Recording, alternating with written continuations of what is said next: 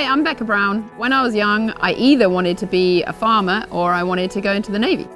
When I was at university, I was in the Royal Naval Reserves and I spent 3 years mostly doing that, not much of my degree. And the Navy came through really quickly, and before I knew it, I was standing out the front of Dartmouth thinking, oh my God, like, what am I doing here? So then fast forward 10 years and I decided that that was time for me. I knew that I wanted to go into farming. I had absolutely no idea how I was going to do it, but I had that as my goal, and here I am now. I think what attracted me to farming is you're not sat behind a desk for a start. You're outside, and working with animals is much nicer than working with people.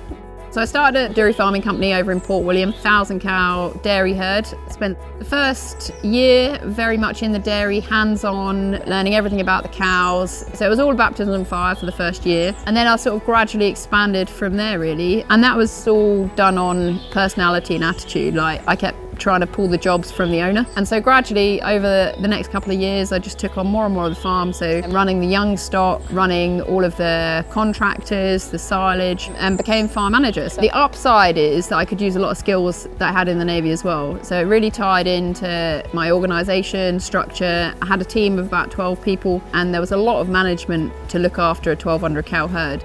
Training wise, there was a Women in Agriculture grant that I did my DIY AI, so you can inseminate cows. AHDB, ACE, they provide so much training and then feedback of where do you want the next training to be. Lactalis, who is the contract for the first farm that I was on, they offered training on a quarterly basis. And all of it's free. As long as your farm pays the levy, you go along to your AHDB. Milk Contract provides a lot of training because they need people to be skilled. So once you're in, it's actually pretty easy to get the training that you need. But again, it's just finding that opening door opportunity. So the master plan is I am going to run my own farm. There's a great thing in the dairy industry that you get farmers who own the land and maybe have been milking for the last 50 years and they don't want to milk anymore, quite rightly. And so there's the opportunity for a younger person to come in, you invest in the cows, you take that on and you run the farm like it's your farm. So you've got the owner there who owns the land because, you know, quite frankly, I can't afford to buy a farm. But you work together in partnership and you make all the decisions about the cows. So that's where I'm heading. So I'd definitely say ex-armed forces are well suited because you can work long hours, you get the job done, you're not going to leave halfway through a job because you've had enough, and you accept that you might be working in all weathers. You have a bit of banter, so you know, having a bit of a laugh with it at the same time and getting it done is key.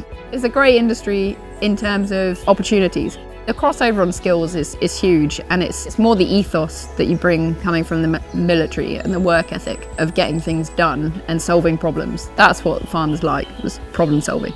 I'd definitely say just turn up and be willing to do anything. You're there milking the cows at 3 o'clock in the morning, get stuck in, but you don't know where it's going to take you. So, I mean, I never thought that I'd have the opportunity to step into a farm and maybe take on a contract farm and run it myself. Certainly not within 5 years, but here I am. It's an industry that needs people and it needs passionate people. So just get stuck in.